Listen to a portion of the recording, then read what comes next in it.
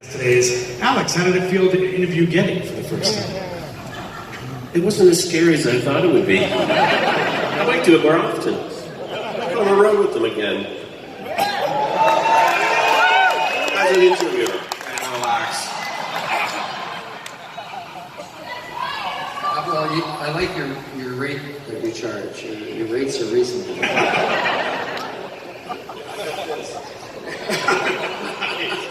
Well, you gotta walk away with something. Let's give them some candy and bottled wine is all right.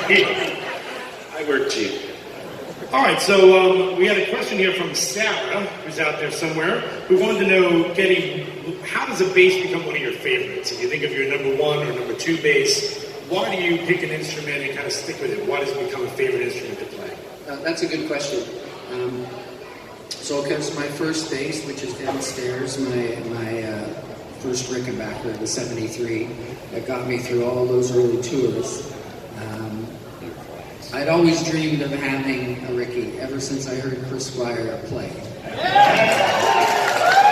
And so when we got our first record advance, when we signed our deal, thanks to the good people of Cleveland responding,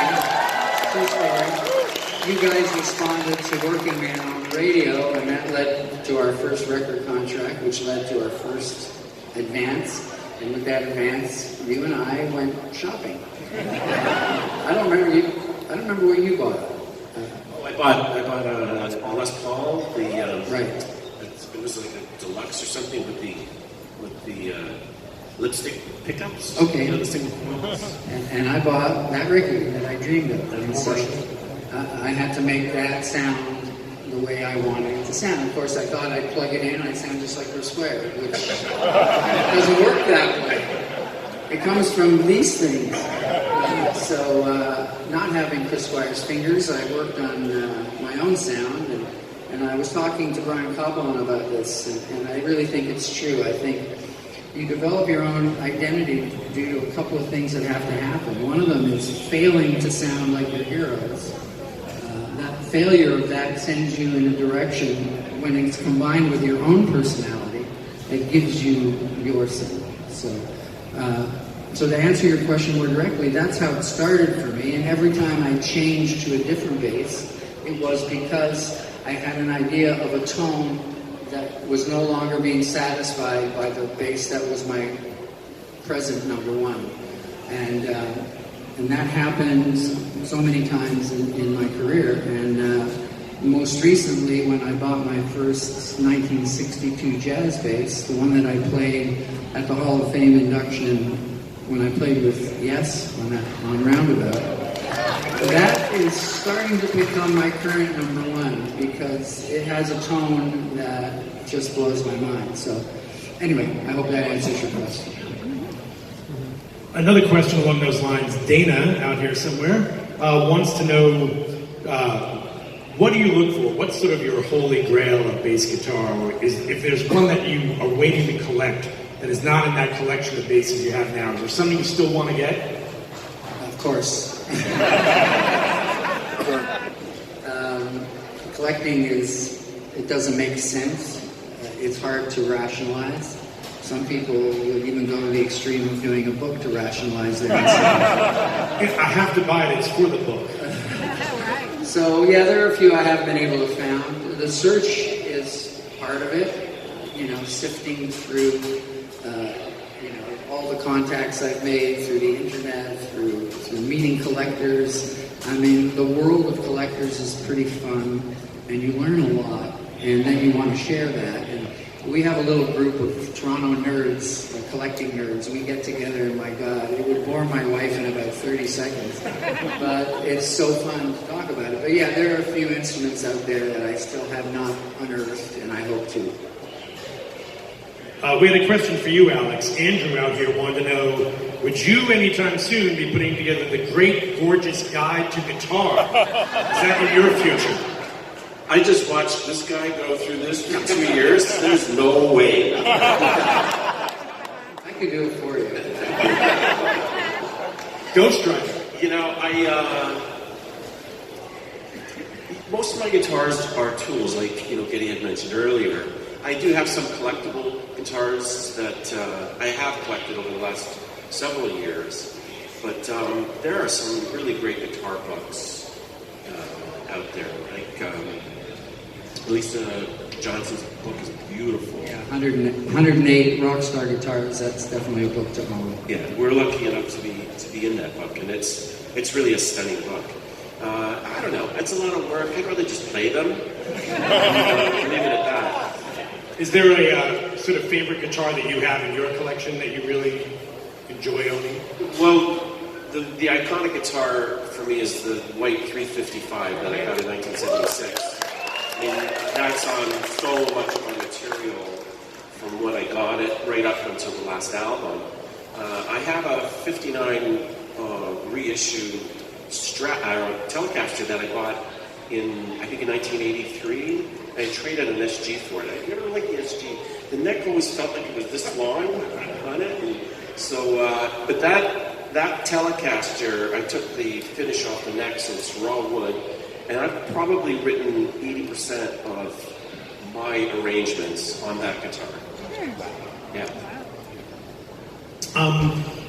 Geddy, someone wanted to know that now that you're an author, Jeff here in the audience asks, would you think of writing anything else? Are you going to become an author? Would you write a history of Rush, an autobiography? Does that interest you at all? It does Baseball interest book, me. right? It does interest me, actually. I hate to admit. It was a lot of work, but there was something very satisfying about expressing myself in a different way.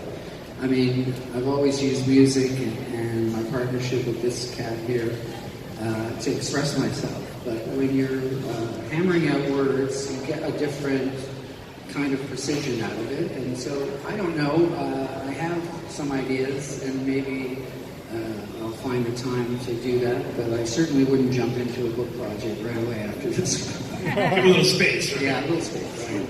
Out there on the stream, we had Rick M. who wanted to know, he mentioned that loving you sitting in with Yes getting inducted, where the two of you did the actual induction, which was a great speech. And then Geddy, you sat in on bass, filling Chris Squire's part there. Any interest in playing with those guys again in any capacity? Did you enjoy that night? How did that go? I really did love playing that song with them. It was bittersweet for me because Chris Squire was such a huge hero to me. And the fact that he wasn't there was a vacuum that no one can fill properly. And I felt for his family, because I know that that's all that was on their mind that day. So I felt a real weight to pull it off. So I practiced as I usually do, like a crazy person, to make sure I didn't embarrass Chris by my performance. And the guys were really sweet to me, the guys in the band, and they've gone through their own travails. They're sort of two versions of Yes, and I guess they had a schism at some point. So that was the first time they'd been together again as a band in quite a while. And so it was a little awkward at a few moments, but they all came together and they were very kind and indulged me when I kept wanting to play the song over and over again. There's a lot to play in that song, too. There's a lot of notes per second in that song.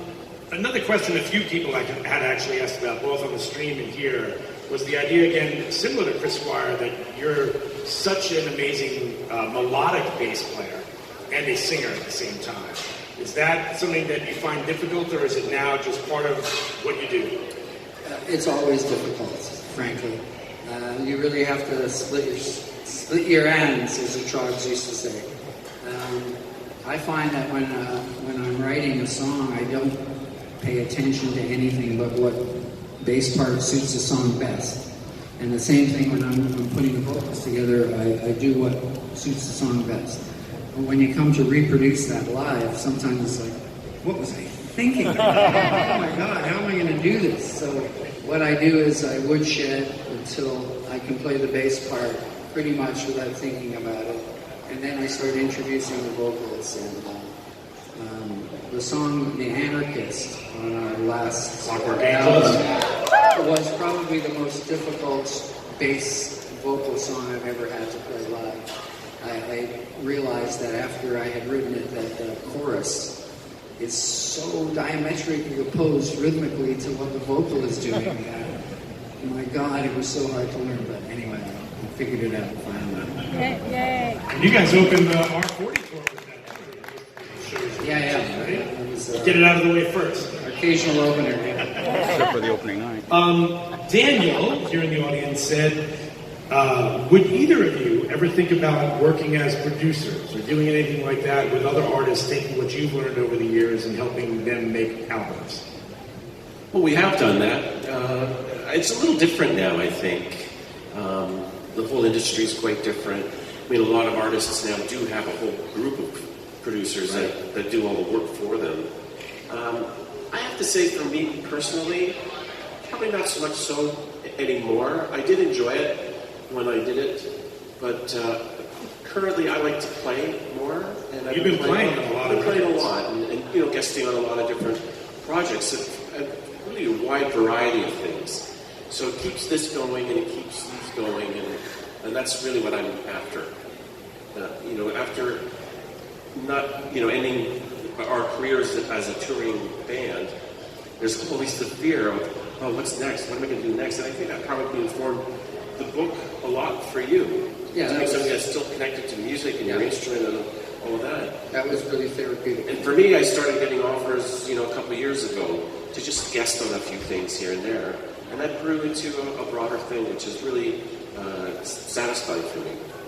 We were talking last night about you playing with Mayhem Right. a little bit, right? Yeah, the same thing is for me. I did some production, some producing a number of years ago. And although I enjoyed it, it was frustrating to a certain degree because you're sort of in charge of a project, but you're not. It's